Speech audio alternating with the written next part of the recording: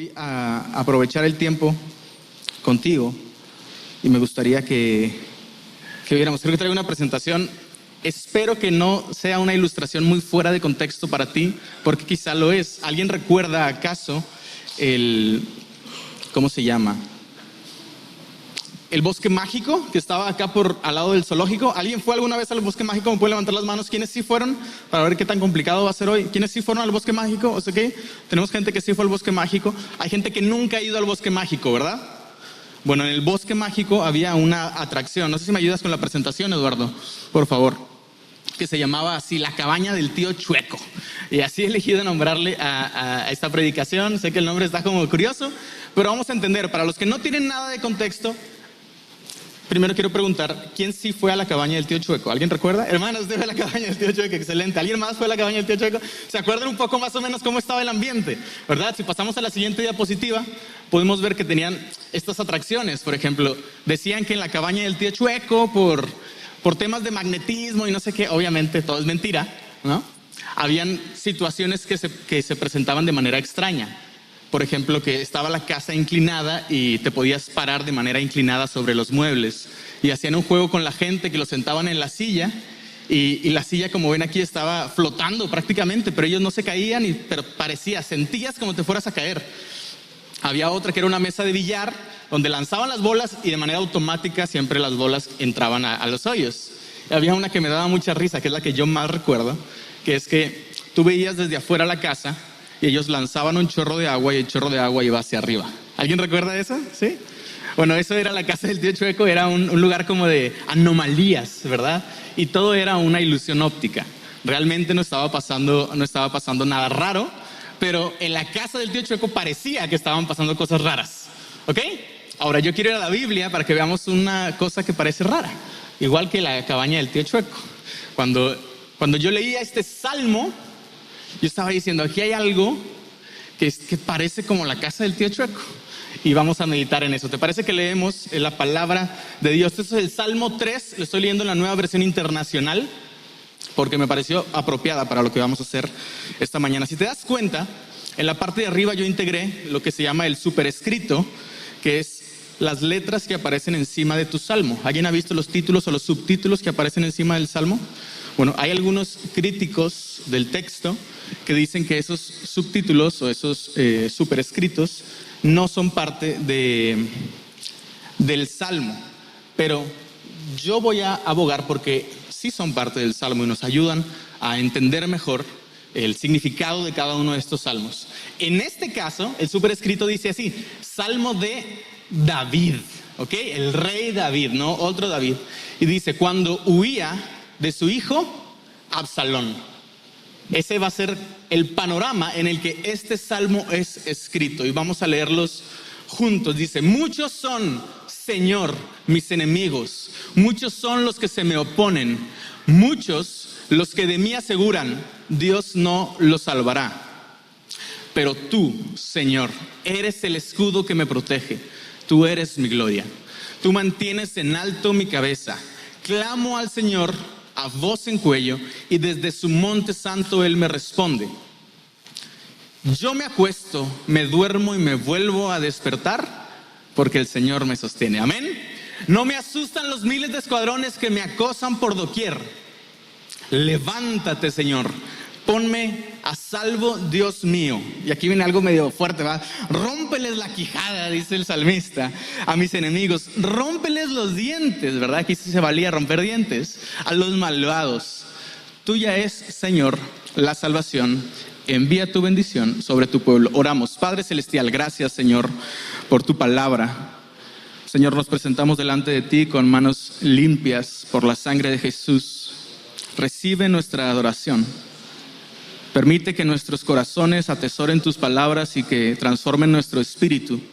Que no solamente sean comprendidos por nuestra mente, sino que haya una transformación interna por medio de tu obra, Señor. Te necesitamos. Muéstranos tu palabra. En el nombre de Jesús. Amén, iglesia. Puedes tomar asiento. El sermón de esta semana, de este día, se llama La cabaña del tío Chueco. Si alguien está llevando anotaciones, así le puse La cabaña del tío Chueco. Y a mí me pasó que cuando yo iba creciendo aquí en la iglesia, realmente por otras situaciones. Yo empecé al principio toda la gente es muy fanática de los Salmos, o es uno de los libros más leídos o los libros favoritos de mucha gente. ¿Para alguien es su libro favorito? ¿Sí, el libro de los Salmos? No, nadie aquí. Quizás estoy volando yo en mi cabeza, hermana. Bueno, tenemos una persona aquí, al menos, de todos los que estamos, que uno de sus libros favoritos son los Salmos.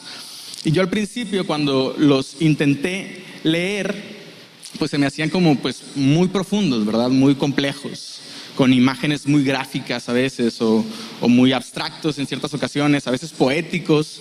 Pero dentro de todo eso, yo llegué a escuchar esta idea de que en los Salmos no se puede hacer teología. ¿Alguien ha escuchado esto de que no se puede hacer teología a través de los Salmos? Yo escuché eso y por un momento como que me confundió un poco y pensé, bueno, entonces empecé a perder interés en los Salmos. Estoy siendo muy honesto con usted. Y creía que los Salmos pues simplemente eran poéticos, pero no era nada literal, no era algo que realmente estaba pasando, no era algo que podríamos tomar nosotros como cristianos en nuestra vida. Y creo que estaba equivocado. En realidad lo veía desde una perspectiva superficial, en el que pensaba que de los Salmos solamente podríamos leer superficialmente cada uno de estos Salmos.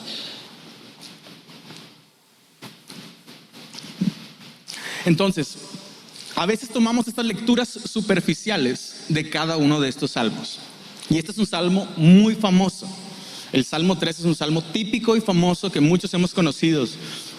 Pero si lo leyéramos superficialmente, podríamos llegar a conclusiones como las siguientes. Si me ayudan, por favor. A veces leemos este salmo y vemos al salmista durmiendo cuando hay muchos rodeándolo y amenazándolo.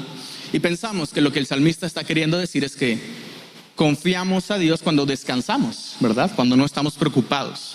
Que si dormimos en medio de los problemas es una señal de nuestra fe. Y hay gente que puede entender y hacer su teología en base a esto. Pero yo vengo hoy a compartirle y decirle que si llegamos a conclusiones como estas en este salmo, estamos teniendo una lectura un poco superficial del salmo. No estamos profundizando en qué es lo que realmente está pasando en el salmo. Porque es cierto, vemos al salmista dormir y confiando en Dios, eso es totalmente cierto, pero yo creo que si tomamos este supertítulo que aparece al inicio del Salmo, nos ayudará a entender mejor lo que está pasando. Entonces yo digo lo siguiente, avanzamos, que es que podemos ver teología en los Salmos, ¿amén? Usted y yo hoy vamos a ver teología en los Salmos y para hacerlo voy a continuar con lo siguiente. Vamos a hacer una comparativa. Cuando leemos los Salmos, usted empieza en el Salmo 1 y habla del justo, ¿verdad? De aquel que no se sienta en silla de escarnecedores, ni se junta con malvados, ni escucha consejos de ellos, sino que en la ley de Jehová está su delicia, ¿verdad? Todos escuchamos este salmo y es de que es un clásico, ¿verdad? Y este salmo en realidad está abriendo el panorama para el libro de los salmos, en los que nos va a presentar todos los que son 5 libros distintos. Salmo recopila 5 libros distintos, o sea, 5 recopilaciones de salmos. Y entre ellos, los primeros 3 inician en el capítulo 3. Entonces el Salmo 1 modela al lector ideal, que es justo, y en la ley de Jehová está su delicia. Ese es el lector ideal de los salmos, el que se deleita en los salmos, amén. Y luego en el capítulo 2, Salmo 2, es este salmo igual muy famoso que presenta al ungido de Jehová. Dice, muchos se levantan contra mi ungido, ¿verdad? Y muchos sabemos de que esto obviamente se refiere a una rebelión contra el Mesías, el ungido final, y es Cristo. Y vemos de que los reyes de la tierra se rebelan, dice el versículo 2, y los gobernantes se confabulan contra el Señor y contra su ungido. El Salmo 2 presenta a su ungido y lo entrona. Dice, este ungido es mi rey. Versículo 6 dice, he establecido a mi rey sobre Sión.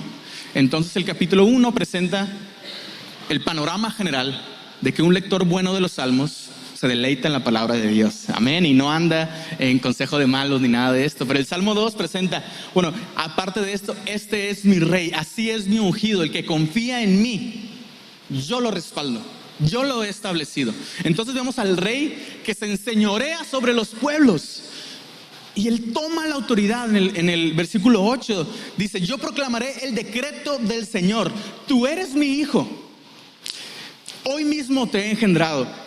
Pídeme y como herencia te daré a las naciones. Entonces vemos a un rey reclamando su herencia, que son las naciones. Amén, ¿verdad? Es bonito. Pero luego entramos al Salmo 3 y vemos a David huyendo de Absalón. El rey que vimos en el capítulo 2, que está entronado sobre todas las naciones, ahora está huyendo de su propia nación.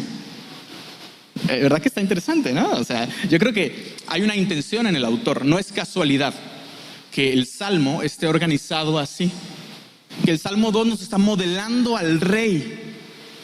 El rey que está sobre toda autoridad. Es el orden celestial. Pero en la tierra el orden se vuelve de cabeza. Justo como en la cabaña del tío Chueco. El rey debería estar en el trono, en Jerusalén, pero David está huyendo al desierto. En el Salmo 2 el rey está establecido y en el Salmo 3 es perseguido. En el Salmo 2, yo soy, establece el trono del ungido. El Salmo 3, el hijo no ungido del rey, que es Absalón, está persiguiendo y da un golpe de estado al padre que sí es ungido. En el Salmo 2 dice, yo tengo un ungido. Pero en el Salmo 3, un cualquiera, alguien que no está ungido, ahora persigue al ungido. Muchos son los que me persiguen, dice el salmista. Y está hablando de su hijo y todo su propio pueblo. Y eso es interesante, ¿verdad? Al menos a mí me parece que se asemeja a la cabaña del tío Chueco. Y en el Salmo 2, el hijo ungido por la fe, ¿verdad?, proclama sus derechos. Y en el Salmo 3, ora por salvación para que su pueblo no lo persiga. Entonces, el rey es movido de su palacio, que era paz, estabilidad, al desierto, que es caos, ¿verdad? En el desierto había hambre, necesidad, bestias, temperaturas, tempestad. Él estaba tranquilo en el Salmo 2, establecido en su trono. En el Salmo 3 está huyendo el rey. ¿Ok? Yo quiero proponer que justo la lectura que debemos darle a los salmos debe estar contextualizada a lo que el mismo salmo nos dice. Y en muchos de estos salmos va a ser la perspectiva del rey. Si avanzamos, esta es la idea, que es que desde la perspectiva del rey, si leemos este salmo desde la perspectiva del rey, el mundo está de cabeza. Él debería estar gobernando y persiguiendo a los enemigos de Jehová, pero sus enemigos lo están persiguiendo. El mundo está de cabeza para el rey. Y creo que si queremos entender mejor este salmo, lo digo en la siguiente diapositiva, podemos entender cómo confía en Dios realmente, cómo confía el salmista, cómo confía el rey realmente en Dios, si observamos qué es lo que hizo. El salmista nos lo está poniendo específicamente para que entendamos este panorama y nosotros seamos bendecidos. ¿Amén? Entonces yo creo que podemos ser bendecidos a través de este panorama. Y el día de hoy, normalmente hago mucha lectura, pero si hoy hacíamos toda la lectura que tenía planeada, vamos a quedarnos aquí como hasta las 3 de la tarde. Entonces te lo resumo en la siguiente diapositiva. Este es el contexto de donde viene David. ¿Ok? David acaba de pecar sexualmente con Betsabé. ¿Algunos han escuchado esta historia? En el que David, eran los tiempos en los que los reyes iban a la guerra. Él se queda en su palacio erróneamente, codicia a Betsabé. Betsabé se deja ver, ¿verdad? Los dos ponen de su parte. La manda a llamar. Véngase Betsabé. Tienen relaciones sexuales, que es un adulterio, es un pecado. Cuando se entera que Betsabé queda embarazada, trae a Urías, dice, hey, descansa un ratito, ¿no? Métete con tu esposa a ver si con eso le tapamos el ojo al macho. Él no quiere. Urías se vuelve leal al reino y dice, no hombre, yo no puedo hacer esto. Pasa todo lo que sabemos. Al final David lo manda al frente de batalla y lo asesinan. Obviamente lo iban a asesinar y es un homicidio de parte de David. Entonces David viene de cometer adulterio con Betsabé y de asesinar a Urías, el esposo de Betsabé. Después David desposa a Betsabé, pero todo esto detona una catástrofe en la familia de David. Él y su pecado sexual detonó pecados sexuales en su familia. El primero tiene un adulterio con Betsabé, asesina a Urías. Después, como tenía muchas esposas, una de ellas tiene a Tamar, que es una muchacha. Otra esposa tiene a Amnón y Amnón se enamora de Tamar. Y Tamar es violada por Amnón porque Amnón no domina su carne, justo como David no dominó su carne. Y Amnón viola a Tamar. Luego Amnón se esconde. el hermano de Tamar, Absalón, el que estamos leyendo que está persiguiendo a David, está caliente y dice, no puede ser, ¿cómo es que no hay justicia? Y él toma justicia y asesina a Amnón. Amnón es asesinado por Absalón. Este asesinato genera el exilio de Absalón. Absalón es exiliado, no puede estar en el pueblo. Si Absalón se queda en el pueblo, debería ser juzgado por homicidio y pagar con su propia sangre. David, una vez más, no cuida a su familia. Absalón es exiliado. Por diferentes motivos, Absalón vuelve a la casa de David. Y ahora justo lo que pasa es que Absalón hace una trama, que es lo que vamos a ver hoy. Ese es el contexto. Y ahora David es exiliado. Es el salmo que estamos leyendo. Muchos son los que acampan contra mí y dicen, para él no hay salvación. Y este es el momento. El que está acampando en contra de David es Absalón, porque él creó todo el espacio para que esto pasara. Él fue construyendo esto poco a poco, pero quiero mostrarte un panorama. Hoy te lo voy a contar. Si lo quieres leer, lo puedes leer en 2 de Samuel, capítulo 15, 16, 17. O si quieres leer desde la historia de Betsabé, desde el 11, puedes leerlo. Pero todavía no vamos a ese, por favor. Regresamos atrás. Gracias. Lo que pasa en la historia es que cuando Absalón vuelve a la ciudad, dice la Biblia algo muy interesante, porque me parece que no hay nada nuevo bajo el sol, ¿verdad que no? Y lo interesante es que en la Biblia vemos lo mismo que pasa en nuestra sociedad, porque lo que hace Absalón, dice que Absalón se pone a la puerta de la entrada de la ciudad, porque la gente venía de fuera de la ciudad, de diferentes pueblos de Israel, a ver al rey y querían presentarle su caso. Decían, rey, haznos justicia. Pero Absalón se ponía en la puerta y él los detenía y le decía, oye, ¿qué vas a decirle al rey? Y le decían, no, pues es que me pasó esto y aquello, o me robaron mi vaca, mi cabra, no sé qué. Y Absalón a todos les decía lo mismo, les decía, tu causa es bien justa, tú tienes la razón, tú deberías de llevarte la victoria con lo que estás buscando, pero se me hace que el rey no tiene tiempo para escucharte. De hecho, no te va a escuchar. Si yo fuera el rey, yo sí te escucharía y haría lo que tú quieres. Está como los políticos en campaña ahorita. A eso me refiero, que no hay nada nuevo. Es lo mismo que están haciendo todos en las calles, van y te saludan en la colonia. No, hombre, le voy a tapar su bache, señora. ¿Verdad? Todos dicen que sí. Y a la mera hora, toma tu sí, ¿verdad? O sea, y no es nada nuevo. Absalón está justamente haciendo campaña para tratar de ganarse la simpatía de Israel. Porque todos sabían que Absalón había asesinado a su hermano. Pero Absalón empieza a jugar con la gente. Dice que cuando la gente llegaba hacia él y se inclinaba, él los levantaba, le pegaba al humilde y decía, no te inclines ante mí. Y les daba un abrazo y les hablaba por su nombre. O sea, era un político, pues. O sea, él es como estas fotos típicas, ¿no? Que ves a la política que nunca está con la raza y luego está con una señora agarrando la mano, cargándole un bebé, besándolo en el cachete. Ese es Amnón, es un político más. Con todo respeto a los políticos cristianos, esos sí son buenos, ¿verdad? Pero Amnón es uno de estos malos políticos y dice la Biblia que roba el corazón de Israel, que con estas acciones empieza a robar el corazón. Y eso me parece interesante, que la Biblia no dice que realmente sí se ganó la bondad, sino que se la robó. Él la manipuló. Manipula el corazón de Israel al hacer esto. Dice que está 4 años haciendo campaña, ¿verdad? Como algunos presidentes, ¿verdad? Entonces tiene todo este trasfondo detrás. Y cuando está haciendo esto, Absalón se roba los corazones de Israel. Y ahora Absalón hace algo mucho peor, que es Absalón utiliza el nombre de Dios en vano. ¿Cómo utiliza Absalón el nombre de Dios en vano? Él le dice a su padre David, padre, yo cuando estuve en el exilio, yo hice un juramento a Dios. Eso lo dice 4 años después de que ya estaba en Jerusalén, ¿verdad? O sea, dice, yo hace 4 años que estuve en el exilio, yo había hecho un pacto con Dios, que era que iba a subir a Hebrón a ofrendarle. Yo iba a ofrendarle porque Él me permitió regresar. Pero todo lo que está diciendo es mentira. Él nunca hizo esto. Está usando el nombre de Dios en vano. Está diciendo, voy a servir a Dios para engañar a David. Está usando el nombre de Dios en vano. Entonces David le dice, adelante, sube. Y dice que van 200 personas con él.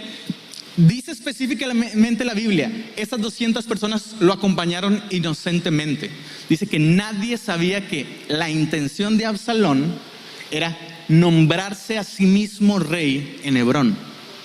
Y dice que envió muchísimos espías a todas las tribus de Israel y les decía: cuando suene el toque de trompeta en Hebrón, todos vamos a decir que Absalón es rey. Y la gente iba inocentemente, y dice que en el camino se topa a un sujeto que va a ser muy importante en la historia, que es Aitofel. ¿Cómo se llama? Aitofel. Está fácil, ¿verdad? Así le puedes poner a tu niño si quieres. Aitofel se lo topa en el camino, y Aitofel era un consejero de David. Y Absalón le dice: ahora ven y aconséjame a mí. Toma a Aitofel. Y suben a Hebrón, y dice la palabra que cuando están en Hebrón, él se nombra para sí, suena trompeta, y toda la gente dice, todos los espías habían engañado. Estaba utilizando el nombre de Dios, el ir a hacer ofrenda a Dios al templo o al lugar alto, al monte de Hebrón, para tomar un beneficio propio. Eso es usar el nombre de Dios en vano. Hay gente que piensa que usar el nombre de Dios en vano es decir: oh, por Dios, ¿verdad? Como si decir la palabra Dios fuera usar el nombre de Dios en vano, ¿verdad? Uno solamente puede decir: Dios te bendiga, o Jehová esto, ¿no? Eso no es lo que quiere decir usar el nombre de Dios en vano. Usar el nombre de Dios en vano es justo lo que está haciendo Absalón: tomar el nombre de Dios para tu beneficio propio, abusar de las cosas de Dios. Ahora, algo interesante con este sujeto que les dije que se llama, ¿cómo se llama? Aitofel. Gracias, hermana, usted está con todo. Aitofel es un consejero, es un anciano. Aitofel tiene una familiaridad. Está muy interesante cuando tú ves en la Biblia que alguien es hijo de este o padre de aquel, tiene un propósito, ¿verdad? No está ahí nomás por chulos. Aitofel es el abuelo de Betsabé. Aitofel es el padre de Eliam. Y cuando David pregunta: ¿quién es esa mujer que está bañando ahí tan preciosa?, dice: ella es Betsabé, hija de Eliam. Y luego cuando estás leyendo a los valientes de David, Eliam era uno de esos valientes. Dice: Eliam, hijo de Aitofel. Aitofel era abuelo de Betsabé. Significa que cuando David asesinó a Urías, asesinó al yerno de su hijo. Aitofel tiene resentimiento contra David, porque no tiene sentido que Aitofel esté traicionando así a David, al instante. No duda en abandonarlo. Y hay muchos factores, y yo me inclino hacia esa teoría, ¿verdad? Porque no dice específicamente es abuelo de Betsabé, pero pues los nombres hacen sentido. Dice que Aitofel era consejero de David, ahora lo traiciona y se va a aconsejar a Absalón. Y ahorita vamos a ver por qué este personaje es tan importante, pero el punto es que Aitofel tiene resentimiento en contra de David, porque David asesinó al yerno de su hijo.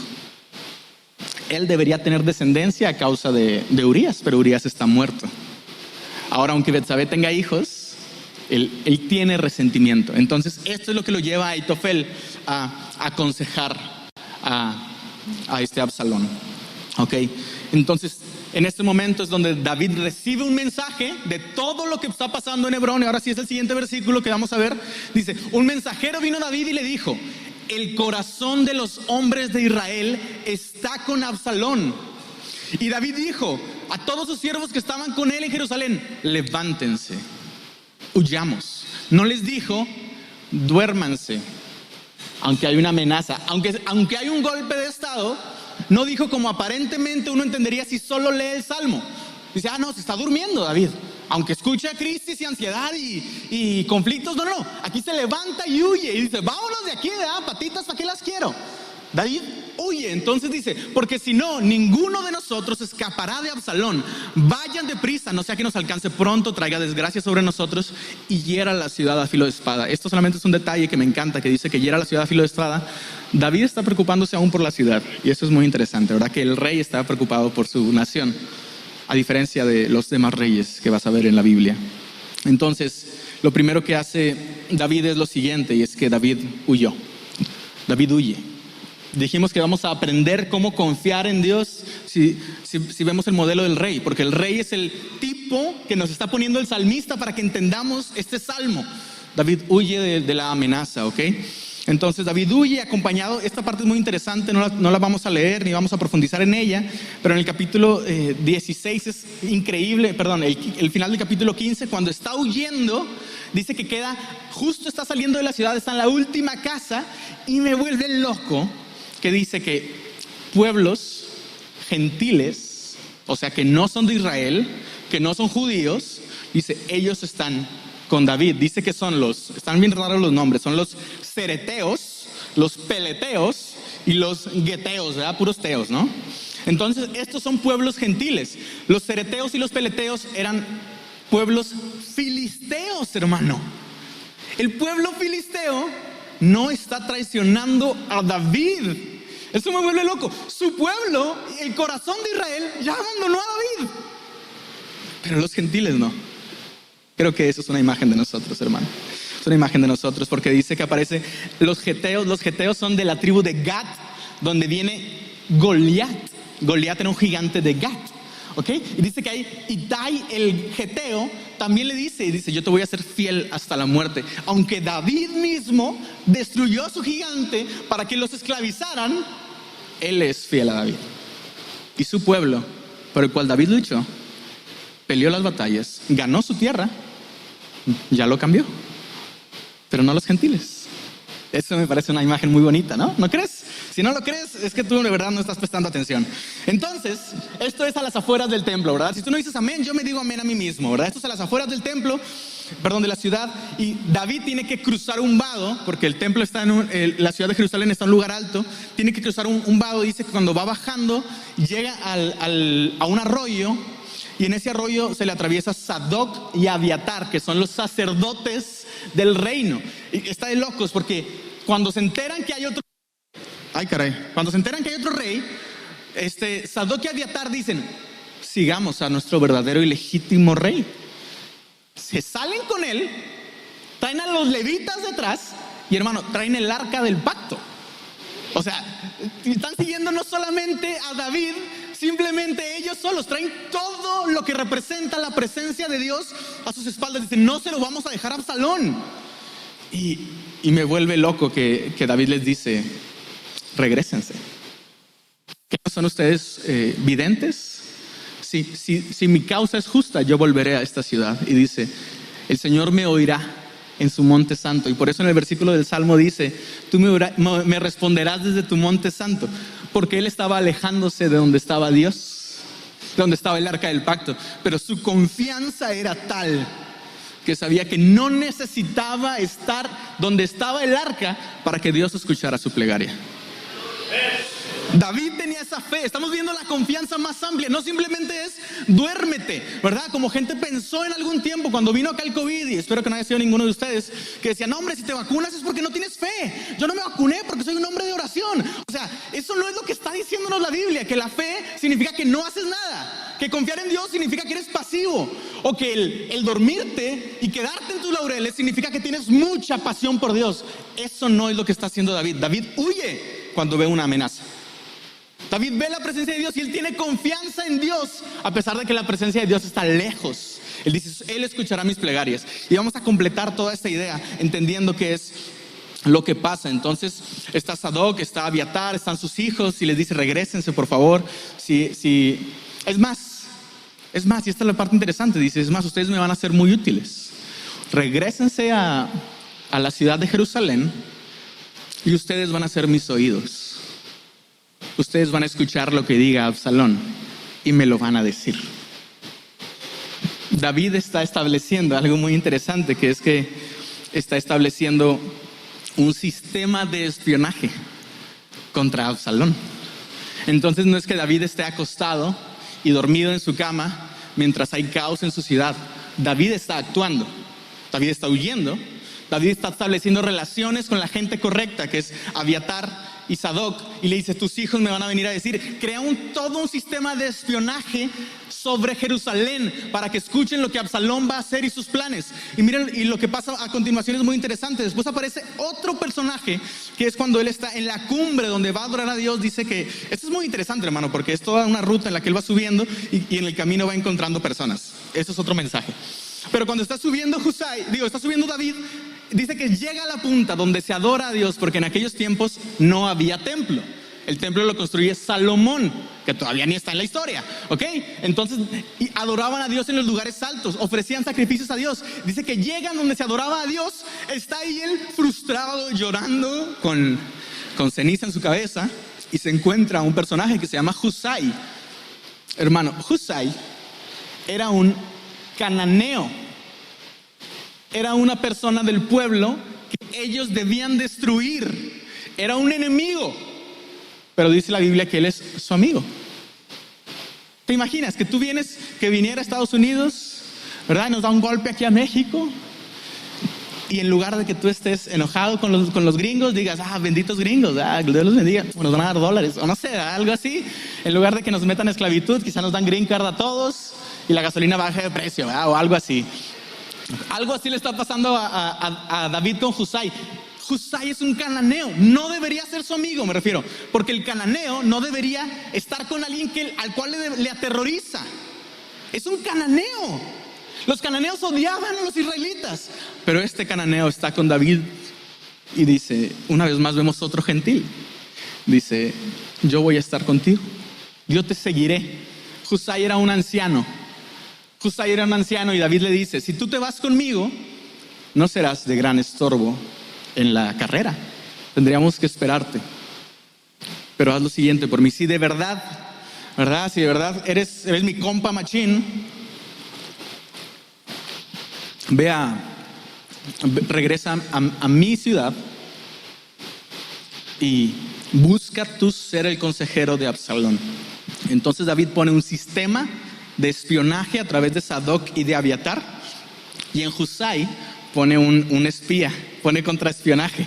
O sea, me parece de locos. La estrategia de David no simplemente es dormirse, no simplemente es esperar.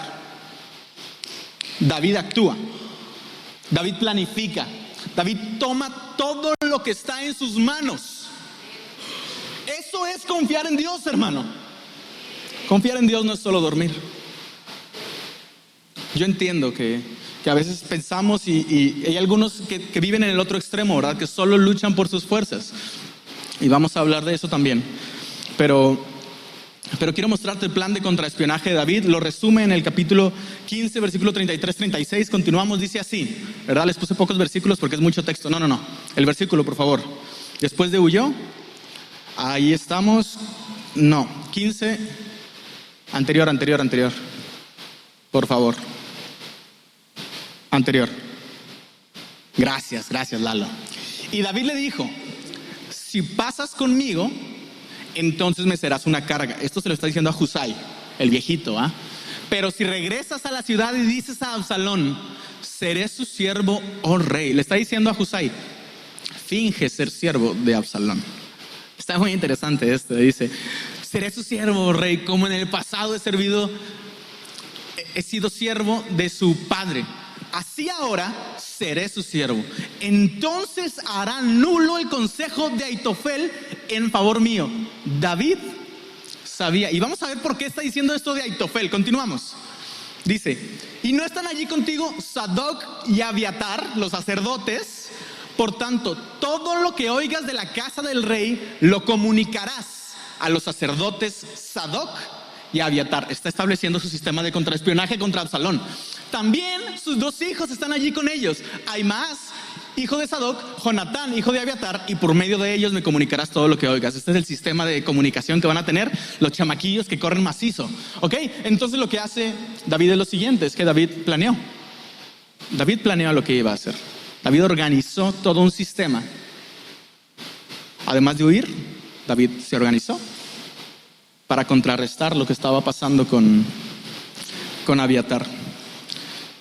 Entonces, lo que sigue aquí es que David llega al Jordán, está cansado, pasan diferentes historias. Una vez les prediqué del pasaje que ocurre aquí, igual y no se acuerdan. Pero lo siguiente es que ahora Husai, este viejito cananeo, ex consejero de David, se encuentra a Absalón y pasa lo siguiente. Continuamos el siguiente versículo, la siguiente diapositiva dice, entonces Absalón y todo el pueblo, los hombres de Israel, entraron a Jerusalén y Aitofel con él, el abuelo de Betsabé, el que estaba enchilado, ¿verdad? Sucedió que cuando Husai el arquita de la ciudad, que es cananea, amigo de David, un cananeo amigo de David, vino a Absalón. Husai dijo a Absalón: viva el rey. Ojo, Husai aquí no está mintiendo. Si tú prestas atención, todo lo que Husai le dice a Absalón es cierto. Él está diciendo viva el rey, se refiere a David, no se refiere a Absalón. Y Absalón le dijo a Husai: ¿es esta tu lealtad con tu amigo? ¿Verdad? Está siendo engañado Absalón. ¿Por qué no fuiste con tu amigo? Continuamos. Respondió Husai a Absalón: no, pues a quien el Señor, este pueblo y todos los hombres de Israel han escogido, se refiere a David, de él seré y con él me quedaré. Pero Absalón está pensando que habla de él, ¿ok? Además, ¿a quién debería yo servir? No habría de ser en la presencia de su hijo, tal como he servido delante de tu padre, así seré delante de ti. Aquí está hablando de el hijo legítimo, el heredero legítimo del reino. Yo seré su siervo. Si yo le serví al padre, yo le serviré al hijo. Justo como nosotros, amén. Le servimos al padre, le servimos a Cristo. Amén. Parece en los gentiles hay me parece precioso que la gente piense que los gentiles no están incluidos en el Antiguo Testamento. No lee su Biblia, hermano, el que piensa así. Entonces Absalón dijo a Aitofel, aquí está, el rey que acaba de dar el golpe de estado, el hijo de David, le dice al consejero, su consejo, den ustedes su consejo.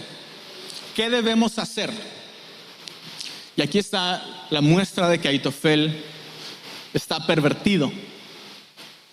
Aitofel respondió a Absalón: lléguese a las concubinas de su padre. Aitofel aconseja a Absalón que se pervierta sexualmente contra las concubinas de su propio padre, que continúe la perversión sexual. Lléguese a las concubinas a quien él ha dejado para guardar la casa, entonces todo Israel sabrá que usted ha hecho odioso a su padre, y las manos de todos los que están con ustedes se fortalecerán. Claramente, Aitofel tiene una intención incorrecta. Está aconsejando pecado y perversión. Pero mira lo que dice de Aitofel, continuamos. Levantaron pues una tienda en el terrado. Eso quiere decir en la palapita, o sea, en la parte de arriba tenían un espacio visible hacia todos, y él frente a todos, una por una, metía a las concubinas de su padre y tenía relaciones sexuales con ella a la vista de todo Israel. Este es el consejo de Aitofel. Déjame decirte algo, es un buen consejo, ¿verdad? Sé que suena fuerte. Es un buen consejo para Absalón, que está dando un golpe de estado. Está demostrando lo que él quería comunicar, que era que David ya no era el rey, que él ya no respetaba más a David. Se está comunicando. Todo Israel está hablando de esto, que el hijo de David se acostó con las concubinas de su padre. Ahora ya no hay vuelta de hoja. Aitofel lo sabe, es un consejo estratégico. Mira lo que dice de Aitofel, hermano, presta atención. Dice, el consejo que Aitofel daba en aquellos días era como si uno consultara la palabra de Dios. Están equiparando el consejo de Aitofel. Aitofel era un estratega, hermano. Era alguien inteligente. ¿Alguna vez te has topado con alguien así que prevé las situaciones, que te parece que prácticamente predice el futuro? Algunos en sus trabajos le ha pasado, con gente con experiencia que dicen, mira lo que va a pasar este próximo año con esta nueva elección, ¿verdad? Ahora que entre Sheinbaum o que entre Xochitl o entre no sé quién, va a pasar esto y esto y esto. Vas a ver que las elecciones harán esto y esto y esto. Y tú te quedas así sentado y pasa cada una de las cosas que él dice. Ese era Aitofel. Era un estratega. Lo que él decía, de hecho, dice, así era considerado todo consejo de Aitofel, tanto por David. David consideraba el consejo de Aitofel como muy bueno, como demasiado bueno. Ahora tanto como por Absalón. Los dos consideran a Aitofel como un excelente consejero. Entonces aquí está la parte interesante, porque David no solamente actúa y planea. Continuamos. David también ora. David no solo responde con planeación. De hecho, si tú lees bien el pasaje, es lo primero que hace con todo esto. Antes de organizar todo su sistema, antes de salir realmente de la ciudad, lo primero que hace es la siguiente oración. Avanzamos, dice, alguien dio aviso a David, Aitofel está entre los conspiradores con Absalón. Aitofel te traicionó, le están diciendo a David. David sabía que Aitofel era un excelente estratega, el mejor que había en su ciudad, casi como escuchar la palabra de Dios cuando él hablaba. Aquí es donde lo sobrenatural de David pasa, en la oración. David dijo: oh Señor, te ruego, haz necio el consejo de Aitofel. Y esta es la parte sobrenatural de esta historia, porque no debería pasar que el consejo de Aitofel fuera menospreciado. O sea, Aitofel es equiparable a la palabra de Dios, es el mejor consejero que hay entre todos, y está con su enemigo, y está planeando todo de una manera excelente. El mensaje que quiere dar para traicionar a David lo logra cuando Absalón se acuesta con las concubinas. Pero todavía no avances, por favor. Pero lo que pasa aquí es algo de locos, hermano, porque ocurre un interludio en el pasaje y comenzamos el capítulo 17. Y en el capítulo 17 está Aitofel una vez más con Absalón.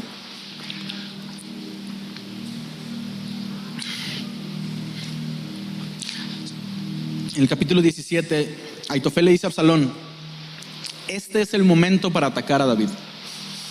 No dejemos que David descanse, ataquémoslo de noche. Déjame a mí atacarlo. Yo con 10,000 hombres, 12,000 hombres, una cosa así, dice, voy a ir, le voy a dar con todo a David. Cuando llegue con mi ejército, todos los que están con David van a tener miedo porque es de noche, vienen cansados. Y solamente voy a matar a David. Tú no atacarás a ninguno de tus hermanos israelitas. Él dice: no vas a atacar a ninguno de tus hermanos israelitas, solo a David. Vamos a matar a David. Y el consejo dice que le agrada a Absalón y a los ancianos. Pero la parte más sobrenatural es que llega Husai, el cananeo, que su consejo no es como la palabra de Dios. Y Husai dice: pues no está tan chido ese plan. Dice, la verdad no está tan bueno. Aitofel es un excelente consejero, pero hoy se equivocó. Husai dice: su padre es un excelente guerrero, está como una osa que le acaban de robar a sus osesnos y está esquinada, acorralada, está violenta y fuerte. Si tú llegas ahora y le atacas, algunos de tus hombres morirán y correrá la voz que David está haciendo una matanza hacia los hombres de Absalón. Mejor espérate, recopila a todo Israel, toma fuerzas de Israel y vayamos y presentémonos al día siguiente. Husai lo que estaba intentando era darle tiempo a David. Husai quería que David huyera. Y es justo lo que pasa cuando de una manera sobrenatural Absalón y todo Israel, dice la Biblia, Absalón y todo Israel dijeron: el consejo de Husai es mejor que el de Aitofel.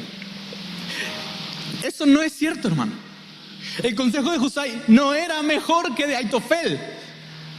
Pero esa es la intervención sobrenatural de Dios. Que cuando las cosas están de cabeza, cuando no tiene sentido, cuando no hay solución, hermano, Dios les reacomoda. Cuando confiamos en Él, porque el camino de David estaba condenado. Estaba condenado a la derrota. El consejo de Aitofel era buenísimo. Si mataban a David, se acabó el reino de David. Adiós el libro de Samuel, ahí se acaba. Es listo. Pero la oración de David frustra el consejo de Aitofel, pero también actúa, estableciendo un plan de comunicación, un montón de espías. Llegan los espías, le dicen a David: patitas, ¿para qué las quieres? Córrele de aquí, cruza el río Jordán de noche. Dice que es de madrugada cuando están del otro lado del Jordán, porque el consejo de Aitofel era: vamos a agarrarlo de este lado del río, ahorita que está durmiendo. Justo como dice el Salmo, ¿verdad?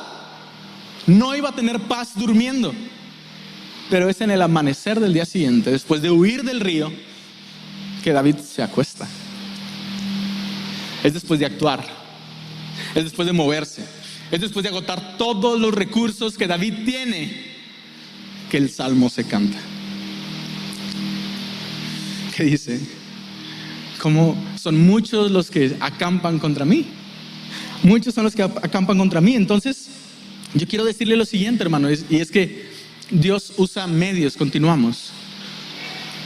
Bueno, este versículo es clave, perdón, antes de pasar a es que en este pasaje Aitofel se da cuenta de que no siguieron su consejo.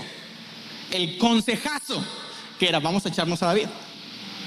Aitofel se da cuenta y miren cómo responde. Aitofel era el hombre de los más sabios que había en todo Israel. Y Aitofel dice, viendo Aitofel que no habían seguido su consejo, aparejó su asno, se levantó, fue a su casa, a su ciudad, puso en orden su casa y se ahorcó. ¿Por qué Aitofel se ahorca? Aitofel sabía que como Absalón no siguió su plan, Absalón estaba derrotado. Era así de inteligente que dijo, yo ahora soy traidor de un rey que va a perder. Él conocía el panorama, decía, David se va a fortalecer. Si hubiera seguido mi consejo, estaría fuerte y listo y tranquilo, ya tendríamos la cabeza de David. Pero al ver que no, se ahorca Aitofel, porque es el traidor. Aitofel acaba de traicionar y él está tan consciente del error que está cometiendo Absalón que se quita la vida. Antes de que me quite la vida David, dice, me la quito yo. Y lo siguiente es justo es que Dios usa medios. Es cierto, usted, hermano, tiene una fe genuina, pero Dios se mueve de diversas maneras y medios.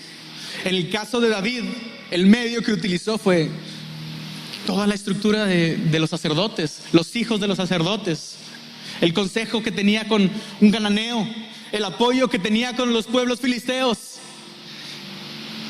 Dios usa medios y quiero ilustrarlo con la siguiente historia. Estoy a punto de terminar, hermano, y es la siguiente imagen. Algunos reconocen esta imagen. Esta es una ilustración de David y Goliat. ¿Alguien recuerda esta historia de David y Goliat? Bueno, hay un doctor que me encanta, se llama Bruce Waltke. Si lo quieres leer, te lo recomiendo. El doctor Bruce Waltke ilustra que él jugaba con su hija a interpretar las historias bíblicas. Él quería, y me parece muy lindo, que un padre juegue con su hija en las historias bíblicas, ¿verdad? En lugar de jugar a la tablet, jugaba con su hija con las historias bíblicas, y decía que él jugaba con ella como David y Goliat. Ellos tenían unas pelotas de ping pong y unas raquetas, y dice que tenían 5 pelotitas, justo como las 5 piedras de David, ¿no? Entonces la niña tomaba las pelotas y él era como el gigante David y estaba ahí peleando contra ella, y la niña decía, confío en Dios, y le lanzaba una pelota y él hacía que se tiraba, y la chica llegaba con su raquetita y hacía que le cortaba la cabeza y ganaba. Y dice que jugaron así muchas veces, pero llegó una ocasión en la que la niña ya no decía confío en Dios, solamente lanzaba la raqueta, solamente lanzaba las pelotas. Y el doctor Bruce Waltke decía, yo no me caía. Y mi hija me decía, papá, pero ¿por qué no te tiraste? Ya te lancé las pelotas. Y él dice, es que no dijiste confío en el Señor.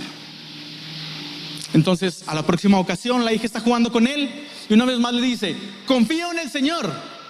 Pero en esta ocasión no le lanza las pelotas. Y el doctor dice, una vez más, no me tiré. Y mi hija dice, papá, ¿pero qué pasó? Tú me dijiste que dijera confío en el Señor. Y le dijo, sí, pero no lanzaste las pelotas. Y creo que esta es una sana teología. Nosotros confiamos en Dios, hermano, pero también lanzamos las pelotas. Nosotros también actuamos. No solo nos quedamos pasivos y dormidos. Cuando David duerme en este salmo es después de todo lo que hizo, y es un acto de fe que David esté durmiendo en este salmo. Es un acto de fe porque nadie podía descansar, ni siquiera en el registro histórico. Hay un registro egipcio de un faraón diciéndole a su hijo, nunca duermas, no confíes en nadie. Pero el salmista dice, yo descanso en paz porque tú eres mi escudo, Señor.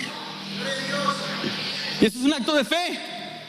Dormir ahora es un acto de fe, es un acto de confianza, después de todos los medios que agotó David. No solamente se echó a dormir. Y este salmo creo que se vuelve precioso porque vemos lo siguiente, es este pasaje que dice, yo me acuesto y me duermo y vuelvo a despertar. Esto apunta a Cristo, hermano. Cristo que durmió 3 días y se volvió a despertar porque el Señor lo sostiene. Amén. Él es el verdadero rey. David es un tipo de rey, pero Cristo es el rey perfecto. Es más, Cristo fue rechazado por su propio pueblo, justo como David por estos judíos, por este Israel. Rechazado por su pueblo, aceptado por gentiles. Duerme, vuelve a levantarse, porque el Señor lo sostiene.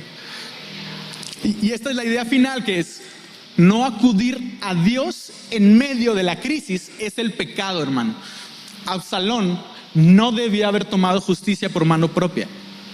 Debió haber acudido a Dios cuando estaba airado por la violación de Tamar. Debió haber buscado la justicia de Dios. David, si hubiera hecho todo esto y no hubiera acudido a Dios, también sería un pecado. Pero ¿cómo hacemos? ¿Cómo vivimos nuestra vida cristiana? Confiamos en Dios y actuamos. Lo primero que hacemos es acudir a Dios. Primero nos presentamos a Dios, después agotamos todos nuestros recursos. No está mal que vaya al doctor, ¿verdad? No está mal que haga ejercicio, ¿verdad? Que deje la coca, hermano. Es más, está muy bien que deje la coca. Deje la coca, por el amor de Dios, ¿verdad? Cuídese.